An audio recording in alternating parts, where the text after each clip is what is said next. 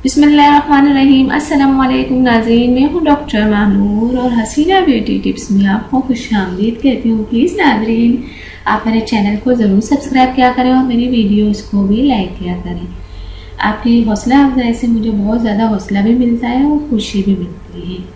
तो नाज़रीन, जो आज का मेरा टॉपिक है कि हम इमली और आलू बुखारे, गुड़ इमली और आलू बुखारे की चटनी कैसे बनाएं और उसकी जो मैं तरकीब है और तरीका है वो आपको बताना चाहती हूँ। बहुत ही मज़ेदार चटनी बनती है इमली की। और तो ये गर्मियों के मौसम में खाया जाता है। गर्मियों के मौसम में जब खाना खाते वक्त सालन का दिल ना करे तो ऐसी सूरत में आप जायकेदार चटनी बना सकते हैं जो हर तरह के सालन से भी ज़्यादा चटपटी और मज़ेदार होगी और आप उंगलियां ही चाटते रह जाएंगे। और चटनी बनाने का जो तरीका है और जो उसमें चीज़ें इस्तेमाल होती हैं वो ये है। इमली एक बाउल में ले लें, आलू बुखारे एक बाउल में ले लें और कुटी लाल मिर्च एक खाने का चमचा ले लें। और नाज़रीन, काला नमक एक चाय का चमचा, तंदूरी कलर एक चुटकी और हस्बे ज़रूरत पानी ले लें। और फिर अब मैं आपको इसकी तरकीब बताती हूँ। तरकीब ये है कि एक बाउल में इमली को भिगोकर बीज निकाल लें और एक बाउल आलू बुखारे को पानी में भिगोएं।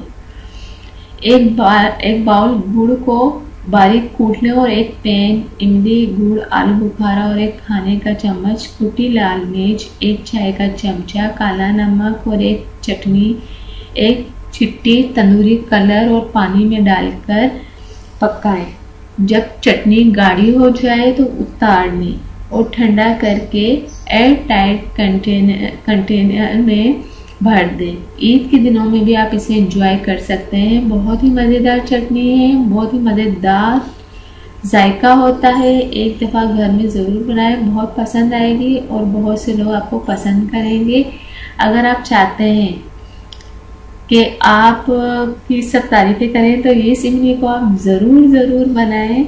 बहुत ही फ़ायदेमंद है, ठंडी भी है और इसका आप जूस भी इसका बहुत से लोग इमली आलू बुखारे की चटनी का बहुत से लोग शरबत भी बनाते हैं। वो अब मैं आपको नई वीडियो में बताना सिखाऊंगी।